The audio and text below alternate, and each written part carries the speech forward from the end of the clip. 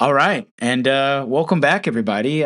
We're here, APUSH for All, excited to bring you a little special episode at the end of the summer. We are so back, you guys. Oh yeah, summer's done. Summer's over, but the school year's about to begin, and we're pretty stoked about that. We are, yeah. We've got some good ideas. We got some good plans for the school year and the pod, and but let's get into our summers first. I'm sad to see it go. So what did you guys do this summer? Well, I heard a rumor that all three of us made our way to the great state of Michigan. Michigan. At some point. That's right. Summer. And Mr. Hill, you and I were there at the same time and played golf together. That's right. Yeah, felt a little bit like the third wheel on the Lone Astronomer. I mean, did we know what week you were going and decide not to go that same week? Up for debate, I guess. I guess kind of a little salt in the wounds there. I thought it was accidental. It was accidental. No, I had a family trip up to Michigan. We go every June, and it was great. Mm-hmm. A little hot, a little warmer than normal. You guys had that. Ooh, the heat dome that was very pesky around the Midwest. Yeah. Did extend up into Michigan a little bit, but still pure Michigan, wonderful. Yes, loved it. Maybe and speaking of salt, Michigan is unsalted and shark free. That's correct. True. Lake Michigan. Yeah. I wonder if Michigan tourism would be interested in potentially sponsoring a podcast. I don't know why someone would not want to sponsor this podcast. Yeah, which is a good moment to mention. We are open to any and all sponsors, so reach out. Something that was really cool about this summer is that we got a few DMs. If you follow us on Instagram, you can DM us. And we got some DMs when the AP test scores came out. And they were actually DMs, I'm pretty sure not from any of our students, but DMs from students across the country.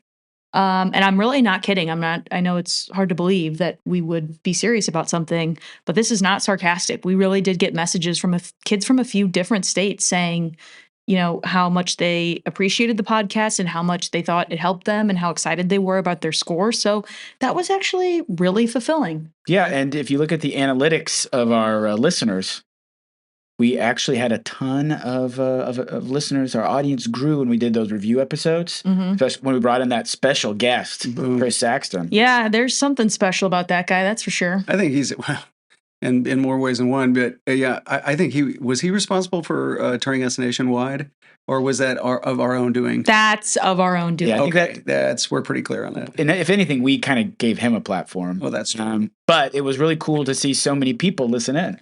And I think we gave him the platform, and we're like juicing him up on our episode and everything, and he got worse scores than our kids did. But we didn't want to mention that. Shots across. Well, actually, I did want to mention that. That's why I did it. Well, we'll see if he's a real true listener or not, because if we hear from him, we'll know that he's been listening in to these episodes. And he's taking offense to us calling him out. Yeah. We can only hope. Yeah, so this is going to be sort of a special episode for us today. We're not considering this the start of our season 2. We are considering this sort of just a special end of, the summer season episode. And then in, the coming weeks, we'll actually get started on a new season 2 starting at the beginning of APUSH curriculum. But today, we would really like to dedicate this episode to our good buddy, Chip. Chip works with us. He's a colleague, but more importantly, he's a friend, and he is a very avid listener of this podcast. He's, usually the first one to listen and usually the first one to, point at his wrist that doesn't have a watch on it and say, "Where's the next podcast?"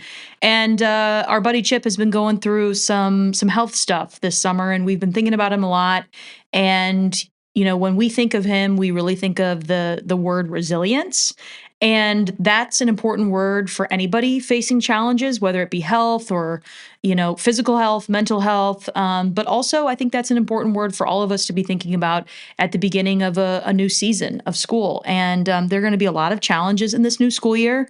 Inside the school building and outside of the school building. And so if you're a student listening, we want you to think about these stories from history that highlight, ultimate resilience. And, if you're Chip, we want you to know that we're thinking about you and we love you. And we picked these stories from history to bring you some enjoyment during a challenging time.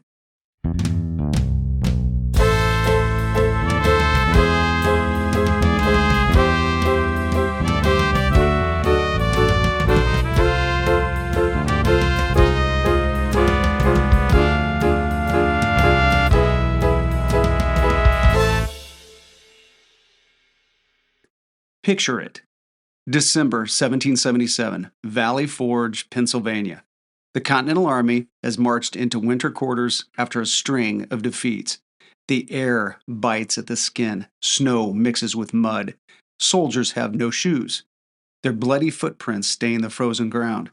Disease spreads through the camp. Typhoid, dysentery, pneumonia. George Washington surveys his men. Out of 12,000 soldiers, nearly 2,500 will die before spring. Congress can't provide enough food or supplies. Nearby farmers sell grain to the British in Philadelphia for hard cash rather than accept the nearly worthless continental currency. Washington writes, "To see men without clothes to cover their nakedness, without blankets to lie upon, is a proof of patience and obedience, which in my opinion can scarce be paralleled." And yet they stay. They drill under Baron von Steuben, learning discipline and battlefield maneuvers. They emerge in the spring, not broken, but better. A fighting force capable of standing toe-to-toe with the British. While perseverance and overcoming long odds make for captivating episodes of American history, these aren't just inspiring tales. They are reminders that the American story is, in many ways, defined by moments when people refuse to quit, when they take a stand or press on, not knowing if they'll see victory. So today, we'll explore these 3 stories that we've each picked. And the stories come from different corners of history, but they all show us what it means to endure.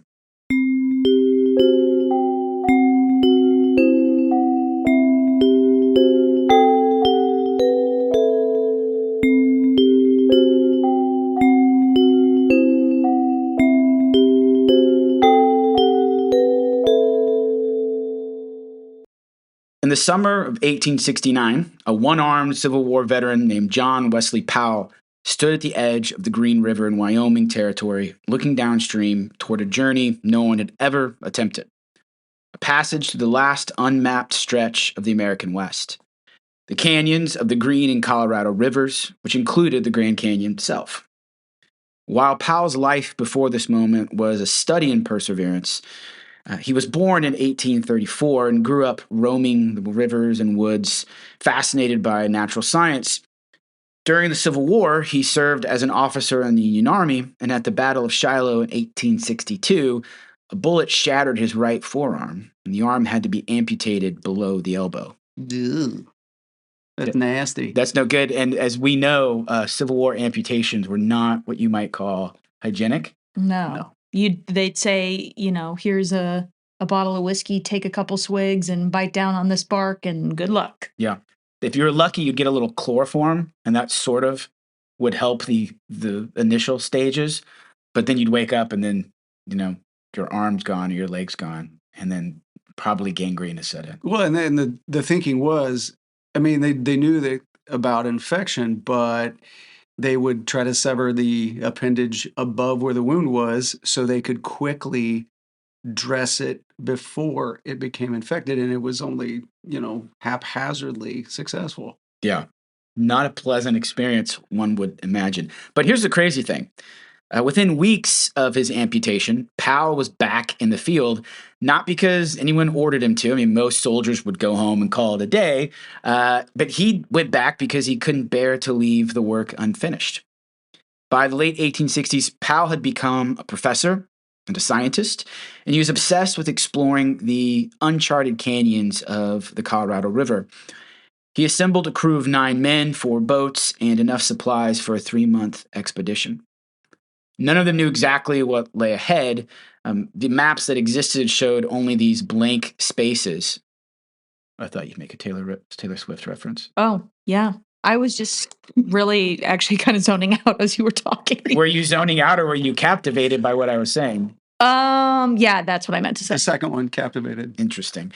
So these maps, they show these blank spaces that were labeled unexplored. Well, but in fact, I mean, the local native people, the Ute and the Paiute peoples, they knew exactly where these rivers went in the corridors, but they also knew that they were ridiculously dangerous, that there were these crazy rapids and rock walls. Not many people would ever go past them, but Powell had a vision. He wanted to be part of this exploration. So on May 24th, 1869, the group departed from Green River Station. So from the start, the journey tested every ounce of endurance, and within the first weeks, one boat smashed against the rocks in this mighty rapid, and so the boat lost most of its cargo. So we're talking all of their food, many of their scientific instruments, their bedding, all gone. Luckily, the crew was able to recover some barometers, some thermometers, and also a 3-gallon keg of whiskey. Yeah. Fortuitous. Well, you can't leave that, and it's medicine, as we just discussed with the amputations. Right. Powell even, in fact, labeled the whiskey as critical to the mission because it was medicinal. Of course. Yep. Well, and it's healthier to drink than the water. Sure. Right. That's just good science. So I've been whitewater rafting a few times. I absolutely love it. Mm-hmm. But I've never fallen out. Yeah. I just went whitewater rafting in Canada this summer with my family. Because it was your big 40th B-Day. Well, I know. Yeah. Oh, come on now. I know you guys are thinking, there's no way this guy's 40. But no way. With a face like this, face for radio. Yeah, face like that, you look 60. I've been whitewater rafting as well. Did you ever get experience? Yeah, I think so. I didn't ever fall out. Too much medicine, Mr. Hill? Too much? No, there wasn't any medicine, if not whiskey anyway. But I think I was buoyed. Sure. By my confidence. I've got a little quick story about our Canadian whitewater rafting on the Kicking Horse River. Yep, on the edge of my seat. Kicking Horse. Yeah. That's cool. And I found out on the whitewater rafting trip why it's called the Kicking Horse River. It's because the first exploration there, a doctor was walking and a horse kicked him, and they thought the doctor was dead. So they started burying him, only to realize that he came back to life. Because he was the only doctor, so they just assumed he was gone, but he was still alive. I got to tell you, when and I bring this up in class sometimes about if we were to time travel, right? It would be so cool to go back to certain points in history and experience what it was like. But then we also talk about we today are not equipped to survive. I'm like, how long would I last in 1869 with like somebody? Where's my phone? I mean, I would last the shortest time out of this. Oh my! I would. You watch that show Alone on History Channel. I mean, I would be calling within 30 minutes. I'd be like, I'm hungry, and I can't find food, and even if I can, I don't want to eat that. Yeah.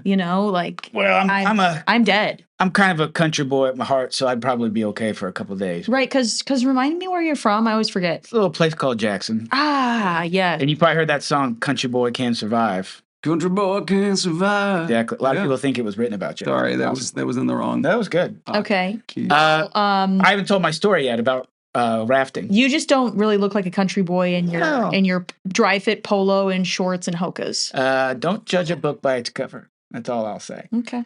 So back to my story that I know everybody wants to hear. And the Kia that you drive, very country. Well, it gets the job done. Sportage. See, that's something a country boy would say. It gets the job done. Get her done. Get her done. So we're rafting, and we signed up. I took my 7-year-old son and my wife, and we are now super adventurous. We're pretty risk averse. So we signed up for the family version of this whitewater rafting. And they're like, yeah, no big deal. It'll be great. But then when we got there down to the river, they said, hey, so last night there was a big rain and a creek broke the banks. And so instead of being a level 1 rapid, we're going to actually start out with the level 3. Now, apparently these levels go up to like 6 or 7. So I've done 5s. So had to one up me. I'm just saying. I've done 5s. I've done 5s. So I, of course, was not scared. Oh, yeah, right. But my 7-year-old, when he heard this, got a little nervous.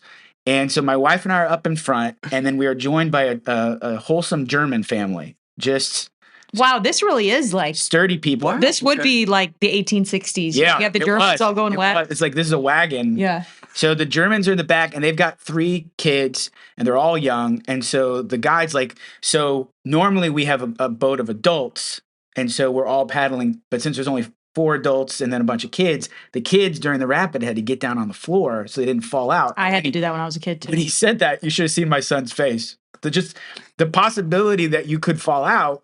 Well, you could just see that go across, and he's like, looked up at me. I said, "It's got to be fine." Yeah. And you said, "Don't worry, we have a keg of medicine." Yeah, we've got medicine. Yeah. And we did go. It was fun. They're so fun. But it was pretty intense. Yeah, and that's cool. Since we were at the front, the water just went right into us. Yeah. And I think my son was traumatized. He just was like holding on to the rope for dear life. I've I'm not a big runner or like outdoorsy person, I would say. But the one thing, when people talk about like adrenaline, that things give them adrenaline, whitewater rafting does that for me. Oh yeah. Like I've done 4s and 5s a couple different times, and it all depends on the guide. If you have a guide who knows every single little thing about the river, you're going to be fine as long as you do exactly what the guide says. When you don't do what the guide says, that's when you tip or you fall out or whatever. But it is so much fun. I love it. Well, that's really great because this whole story that I'm telling is about whitewater rafting. So you should be engrossed with it. Yes. Now I am. Now you've caught my attention. Right. Okay. That's called a hook. That's what they call it in the business. So the men press on. They ration their supplies.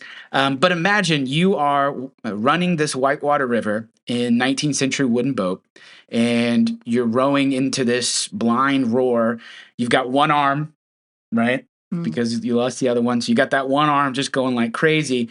And so Powell is doing it. He had to climb the canyon walls to scout the river ahead. He would just haul himself up by just sheer strength. In his journal, he wrote, quote, "We have an unknown distance yet to run, an unknown river yet to explore. What falls there are, we know not. What rocks beset the channel, we know not. What walls rise over the river, we know not. Ah, well, we may conjecture many things." Wow. And he's just pressed ahead and he just did it anyway. He just did it. So there's dangers everywhere, freezing nights, blistering days. They're running out of food. They're capsizing.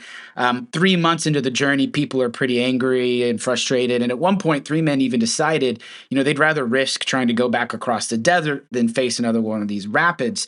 And they climbed out and they were never seen again. That's what happens to quitters. And then on days later, you would know. Well, I've never quit anything in my life. Quitter. On August 30th, 1869, Powell and what remained of his crew emerged from the Grand Canyon, battered, starved, but alive, having completed the first recorded, that's the key word there, recorded, because I'm certain many native peoples had done this many times, but it was the first recorded passage by U.S. explorers through the Grand Canyon and much of the Green and Colorado River systems. Interestingly, 2 weeks earlier, the Golden Spike in the Transcontinental Railroad had been driven in, so that kind of gives us a context for Western expansion. So for us APUSH students, Powell's expedition helps us think about technology and scientific exploration in the West and how Americans would interact with the environment and shape the environment. It really kind of helps us start to think about manifest destiny and how some people like Powell would later try to be cautious about our rapid expansion into the West. He pointed out that water was scarce. It would be difficult to do this widespread farming. And in his report on the lands of the arid region, he argued that the West was really fundamentally dry, that it would only be possible for small irrigation farm units, and that we would have to be really careful about how we conquered the West. But at the end of the day, his life was all about perseverance. Wounded in war, he refused to let a disability define him, faced the unknown, and he kept rowing toward it.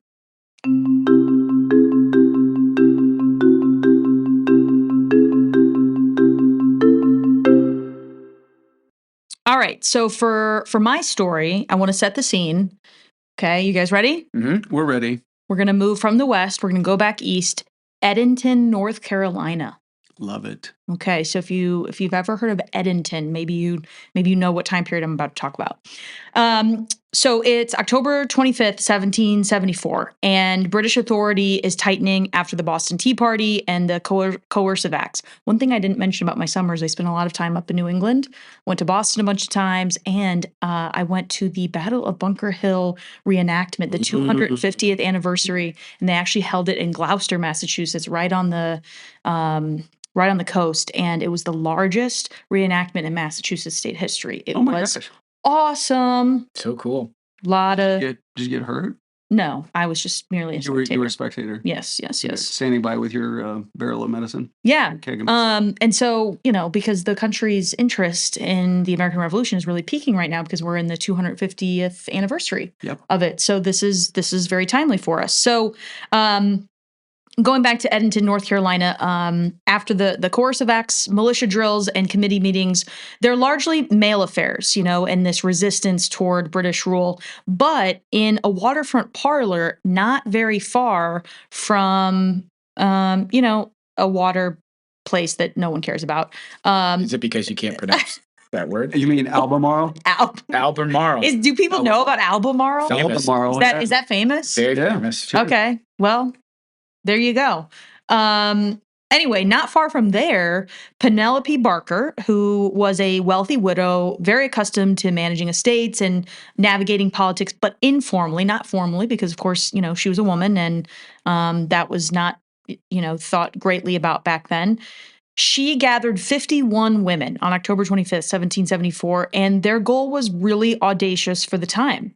It was to sign a public association pledging to boycott British tea and imported cloth and to support homemade substitutes. So instead of buying British, American women would try to make these things and substitute them out.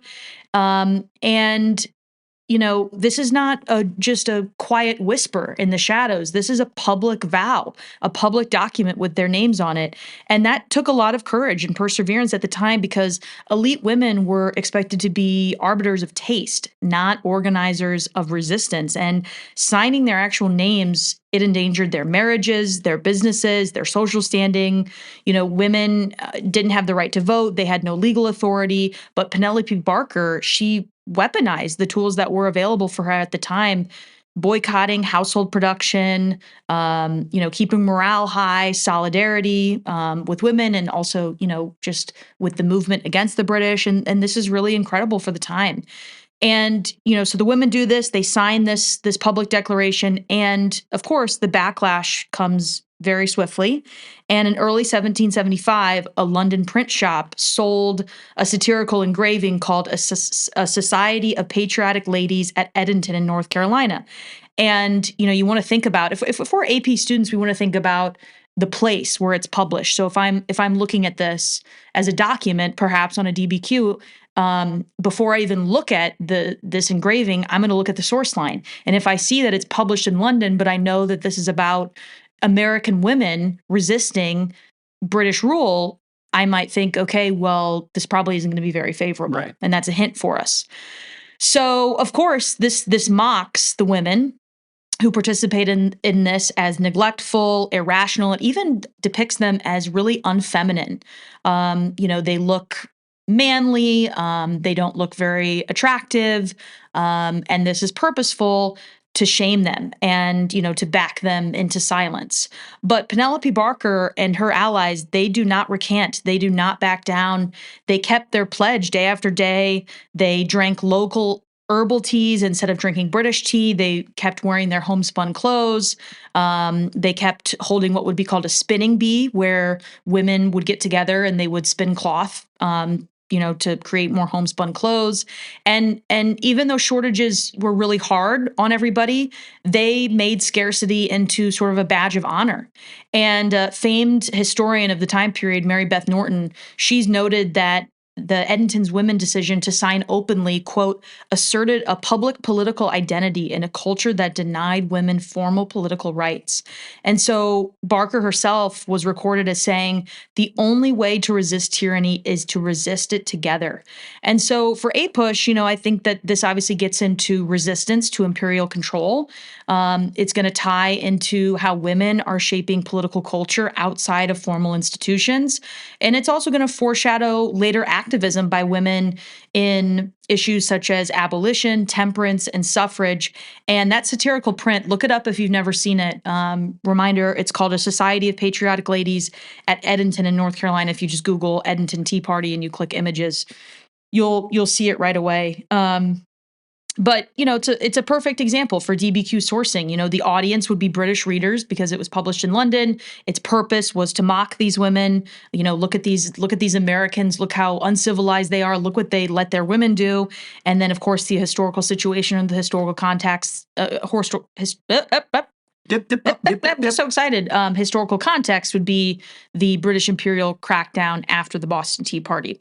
So in this instance of Penelope Barker and her other, women activists, perseverance is not a single act, but it is a sustained commitment.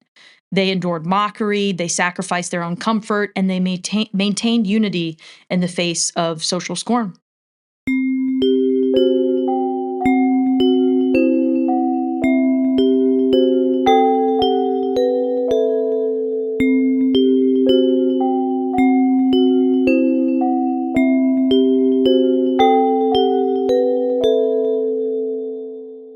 So let me ask you guys, when you talk about the modern day civil rights movement and you immediately start talking about key figures, the two names that students always come up with are who? Rosa Parks. MLK. And MLK. Exactly. So there is somebody else that we have to mention because not only are they integral with regard to Black civil rights in the mid 20th century, but also the profound mountain that has to be summited with regard to sexual identity, which was a taboo situation in the 40s, 50s, 60s, whatever. So in 1942, Bayard Rustin refused to move to the back of a bus in the Jim Crow South. 13 years before Rosa Parks. Arrested and beaten, he later co-organized the 1947 Journey of Reconciliation to test the Supreme Court's ban on segregated interstate travel. That journey landed him on a North Carolina chain gang, where he endured 22 days of shackles, beatings, and backbreaking labor. In his published account, he described being forced to sleep on concrete with only a thin blanket, yet using each moment to teach fellow prisoners about nonviolence. So when we were talking about words like resilience and perseverance, this is who I chose to highlight. It blows me away what this guy meant to who we are, and so many people don't know who it is.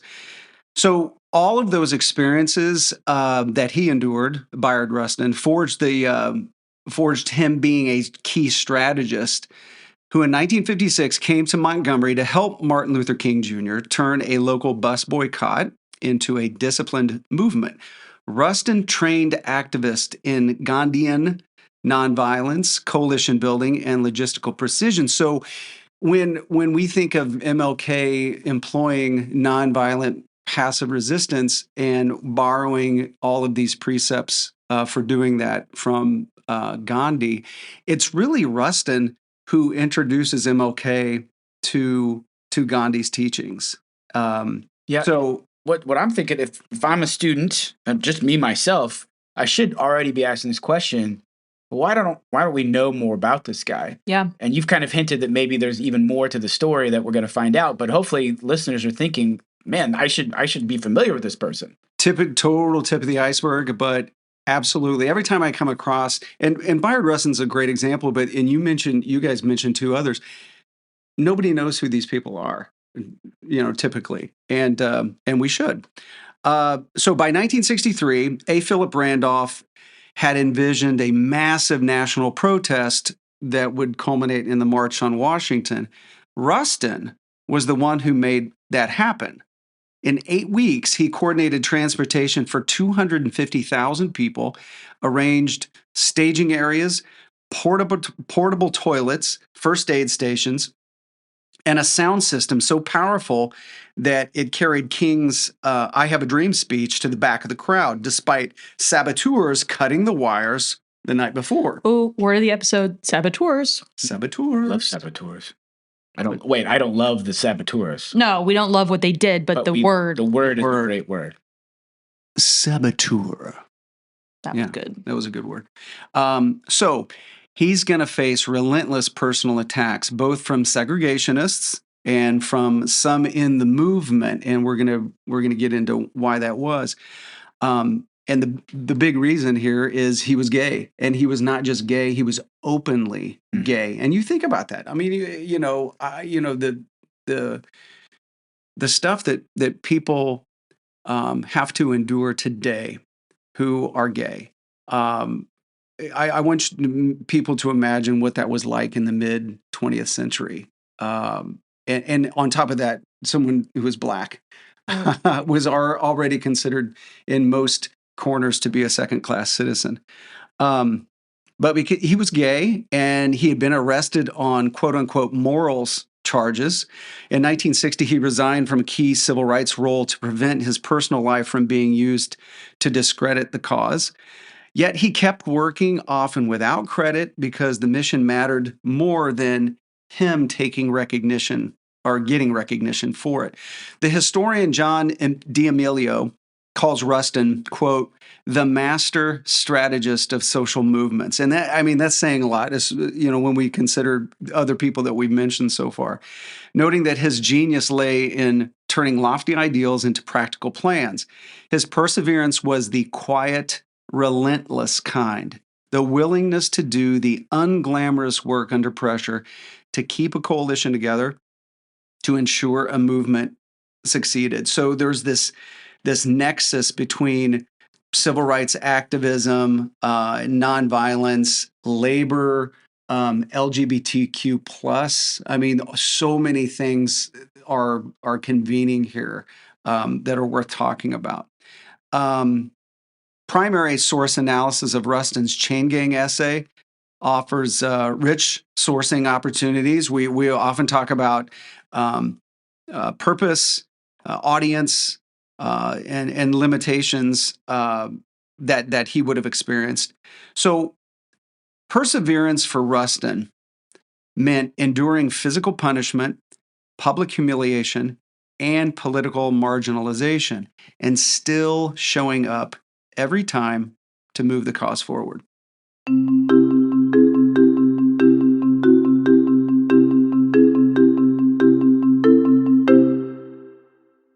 Okay, so despite what I thought was kind of a slow start by Garrison with his story, I really did get into that one and everybody else's. I really, including my own. I enjoyed hearing about Edenton. Yeah.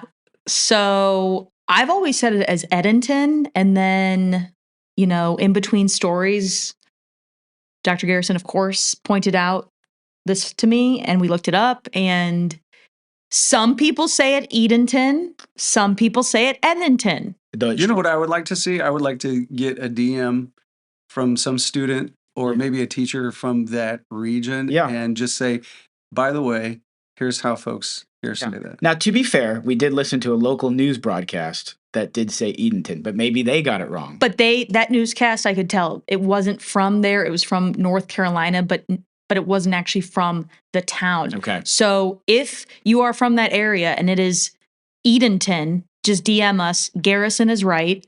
If it is Edenton, DM us and say Keltner is right. Mm. And if it is both or could be both, just say you're both right. Great. Yeah, great. Anyway, I hope you guys really thought about some ways that you can be a little bit more resilient this coming school year. And, our thoughts this whole time as we were talking about these stories were with our buddy Chip. And if you go to the school where we teach, I'm sure you know Chip, you've seen Chip around. If you're interested at all in helping out with some of Chip's health challenges, you can head over to our Instagram. You'll see some links there where you can send some support and some love his way. Awesome. Well, thanks everybody for tuning in to this very special episode of APUSH for All. If you liked the episode, be sure to subscribe on Spotify, Apple Podcasts, YouTube. Leave us a review, send us a message. Let us know if there's a topic you want us to cover. And then check us out at Instagram at APUSH for All. So until next time, keep learning from yesterday to make sense of today.